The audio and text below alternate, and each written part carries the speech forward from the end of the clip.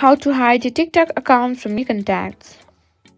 If you're concerned about privacy on TikTok and want to hide your profile from your phone contacts, you're in the right place.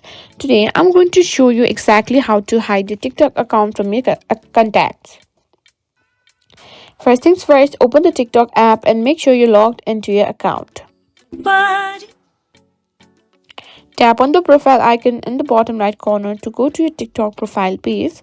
Tap on three horizontal bars and click on Settings and Privacy. Now go to Privacy. This is where all the settings related to who can view your profile and content are location.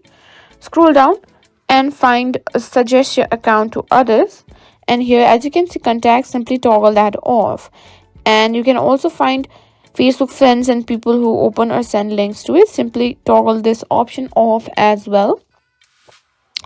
And that's it. That's how you simply hide your TikTok account from your contacts.